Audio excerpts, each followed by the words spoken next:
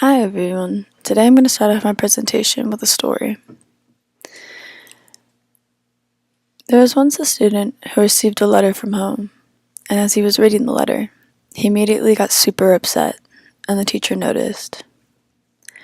The teacher asked him, "What's wrong? Why do you look so sad?" And the student said, "Well, my sister, she died." And the teacher said, "Oh my goodness, I'm so sorry." Then the student gave the teacher the letter, and the teacher read it. And then she said, No, your sister's not dead. She's excited. She's pickled to death, which means excited, happy, everything like that, not dead."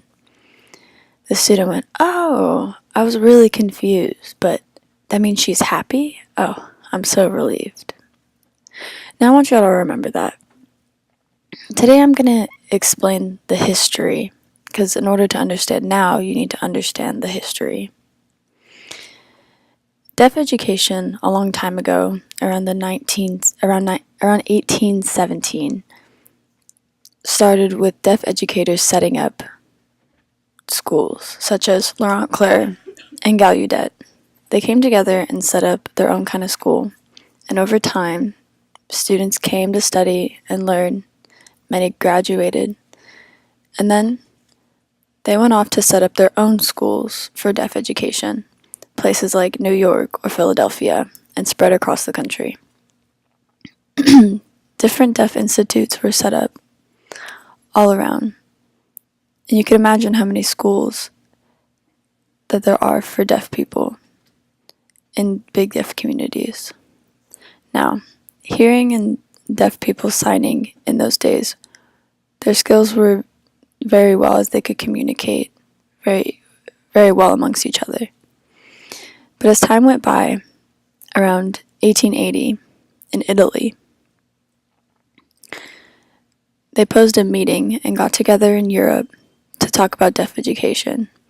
They wanted to know how to better deaf children, and they voted to ban signing altogether. Instead, from now on, they were going to use oralism. America heard about this, but they decided that they were going to stay signing and not switch the ways just yet. Around 1910, America started to feel the influence from Europe, and slowly everything started to change. More and more people were teaching oralism rather than signing. The influence spread across, and over time, smaller and smaller the population went of signing people in deaf education schools. The percentage of people who taught sign went down completely, and the amount of people who did sign as teachers also decreased. By now, it was easily 10% of people who taught deaf people were signing. The rest were all oralism. Now, researchers have recently shown studies about deaf languages, about ASL itself, and the equivalency it has to English. Many people just think that it's important to only use English, and that people who do not are less than.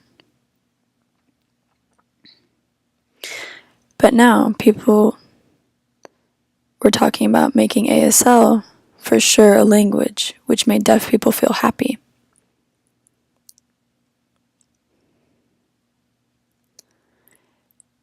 People started to find out that deaf people had their own kind of culture, and were taking pride in their language and their community.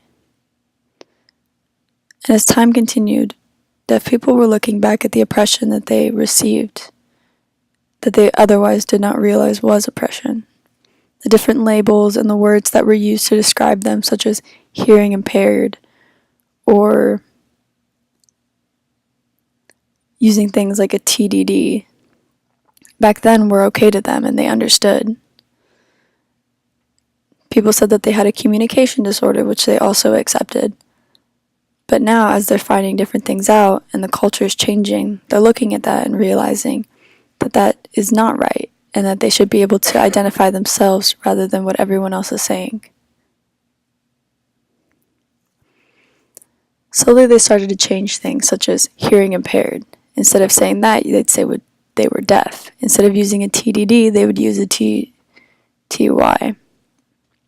Instead of saying it was a communication disorder, they realized it was just a different language. And that caused the deaf community to have a lot of motivation to start change.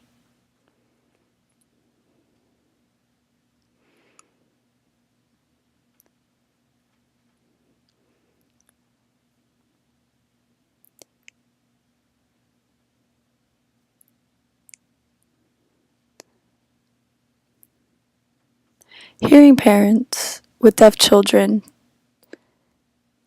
tended to take their children to see doctors or different kind of places who told them that they shouldn't learn to sign. They should learn how to speak. They should use a cochlear implant or hearing aids, and that signing was not normal, and that deafness was not normal.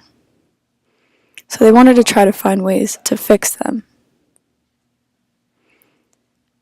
But now, deaf people are starting to realize this, and they're starting to try to influence hearing parents to teach their deaf children to be in the deaf community and to sign. Deaf people are trying to influence hearing parents and accept them into their community to help better their children's education and life.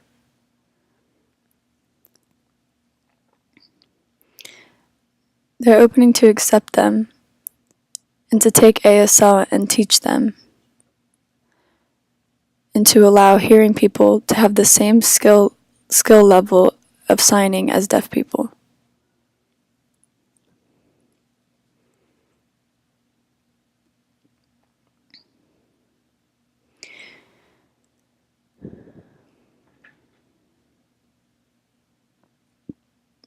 Now back then, the percentage of deaf people who were teaching sign at schools were very minimum, and the skills that hearing teachers had of signing were very little, and that was beginning to hurt the population. And more they were trying to add on people to help better the education. And they realized that if you taught a hearing person the correct grammar, how to sign correctly, and how to actually teach deaf people, there was no need to get rid of them, because they could have the same skill level as a deaf educator could.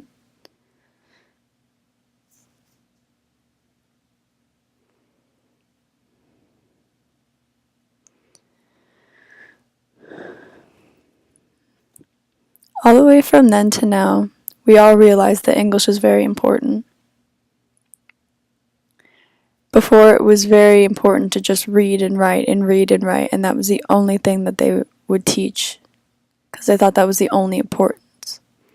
If you look around, you see across the country and in different countries, it's important to just teach English or just teach them how to read and write it. And if you know how to speak, then you're fine. If you know how to talk, you're fine. And nothing's wrong, as long as you know how to read and write, and that your reading, writing, and skills are more important.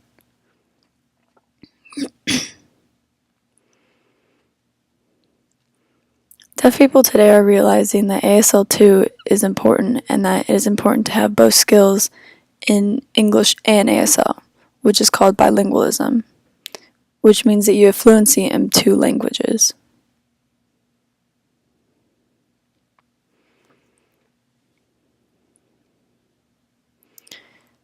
Teachers are more going towards the goal of teaching both English and ASL to deaf students to make them both competent in both languages.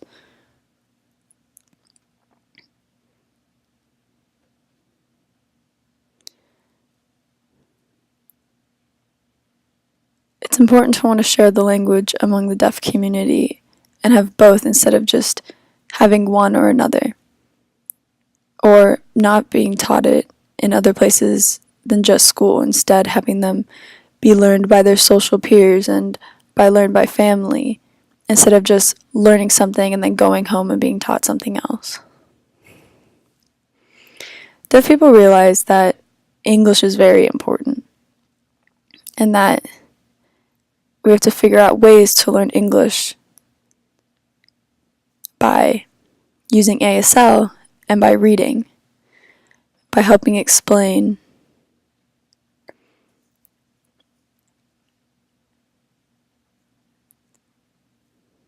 A lot of people now are focusing on reading and enjoying reading and helping those who may not read at the same level as others improve their skills.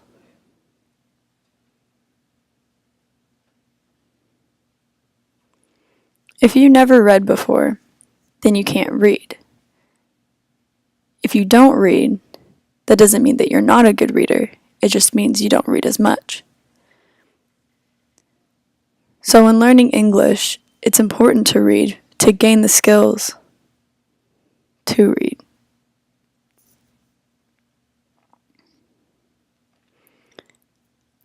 As mentioned before, ASL and English are both very important and go hand in hand more than one may believe.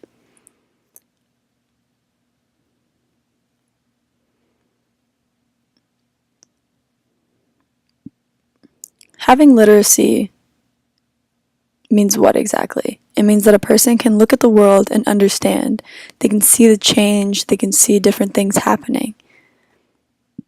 They can see events that are happening before and up till now.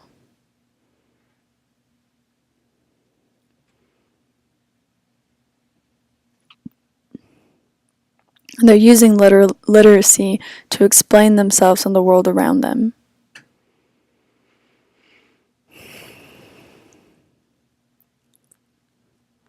Literacy means that someone is free in their thoughts and their activities and they can do what they want. They have the structure of life to understand everything and the changes around them. That concept goes hand in hand with culture. It's easy to understand that different places have different cultures.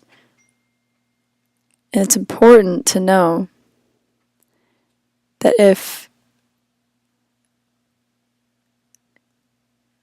you are deaf and you know sign language, you may not have the same kind of language as someone else who lives in a different part of the world or has a different culture. It is also important to know that not all deaf institutes are the same. You could ask a student where they go to and what institute they go to, how much ASL they learned as a kid, and the percentages will vary. Whether they were mainstreamed, whether they were in an institute. But people are looking at that as if it's a bad thing. If a student is not in an institute, but they are rather mainstreamed, people look down on that. But it's important that people can identify themselves. They don't need other people to tell them which education would have been better for them, because each people identify their education in their own ways. Some people will see a hearing person sign and say that they prefer a deaf person to be signing, or many people will give hearing people a bad name and say that they're stupid if they're not very competent in signing. Or vice versa, between hearing people and deaf people in speaking.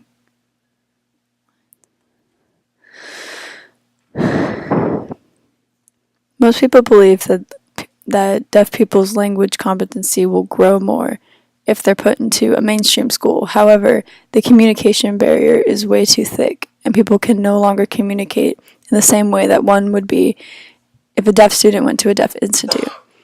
It is hard to relate to someone when you don't have the same communication.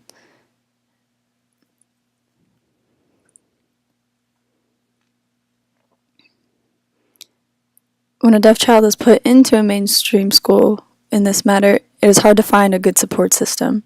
And in the support system, deaf children will learn a lot from their peers.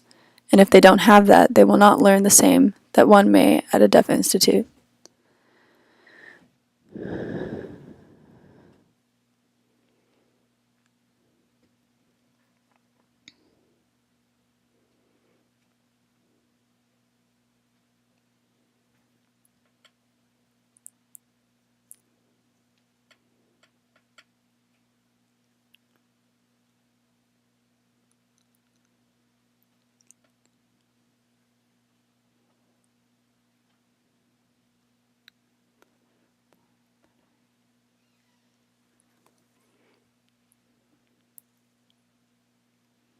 Now, remember the story that I told you about hearing parents and their children, or how 80% of hearing parents do not sign? And we realize that it's important to understand that ourselves. Now, remember the boy in school, the story that I told you about, how he was so upset and about his sister dying, but the teacher realized that there was more to that. At home, his parents did not sign.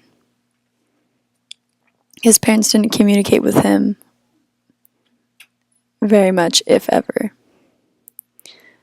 So they had a parent-teacher conference at the school with the parents, and they tried to explain to the parents that your child is upset because there is no communication between the two of you.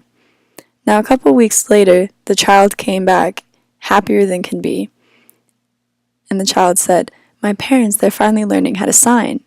And you could see that there was a big difference in the child's demeanor between when the parents did or did not sign with them.